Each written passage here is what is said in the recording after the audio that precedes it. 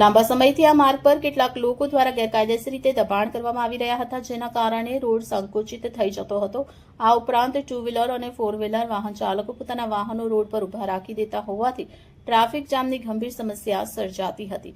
સ્થાનિક લોકો અને મુસાફરોને ભારે હાલાકીનો સામનો કરવો પડતો હતો। આ સમસ્યાનો કાયમી ઉકેલ લાવવા માટે સુરત ટ્રાફિક પોલીસ અને મનપાના વરિષ્ઠ અધિકારીઓએ સંયુક્ત રીતે આ વિસ્તારનું નિરીક્ષણ કર્યું। અધિકારીઓના માર્ગદર્શન હેઠળ મનપાની ટીમે તાત્કાલિક અસરથી તમામ ગેરકાયદેસર દબાણ દૂર કર્યા હતા અને રસ્તો ખુલ્લો કરાવ્યો હતો। તે જ સમયે ટ્રાફિક પોલીસની ટીમે રોડની કિનારે પર ગેરકાયદેસર રીતે પાર્ક કરેલ ટુ વ્હીલર અને ફોર વ્હીલર વાહનો સામે કાર્યવાહી હાથ ધરી હતી। પોલીસ દ્વારા આવા વાહનોના ચાલકો સામે ચાલના કાપ્યા હતા અને કેટલાક વાહનોને જપ્ત કર્યા હતા। આ સંયુક્ત કાર્યવાહીથી વિસ્તારના લોકોમાં રાહતનો માહોલ છવાયો છે। પોલીસ અને મહાનગરપાલિકાના અધિકારીઓએ જણાવ્યું કે ભવિષ્યમાં પણ ગેરકાયદેસર દબાણ અને ખોટી રીતે વાહન પાર્કિંગ અટકાવવા માટે આવી કાર્યવાહી સતત ચાલુ રાખવામાં આવશે, જેથી શહેરમાં ટ્રાફિક વ્યવસ્થા સુચારુ રહી શકે।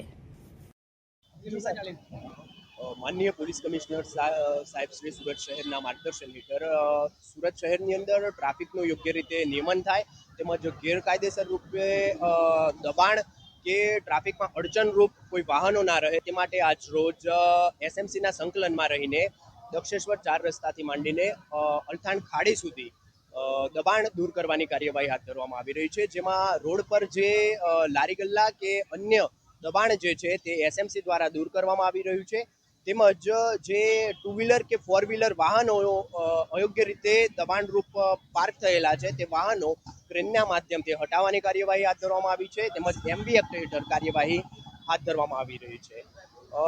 સુરત શહેર ટ્રાફિક પોલીસ વતી તમામ સુરતના નાગરિકોને અપીલ છે કે તમારા વાહનોને રોડ પર રોડથી સાઈડમાં યોગ્ય રીતે પાર્ક કરો, જેથી ટ્રાફિકની સમસ્યા ના થાય તેમજ વાહન ચાલકો જે છે તે યોગ્ય રીતે રોડ પર પસાર થઈ શકે।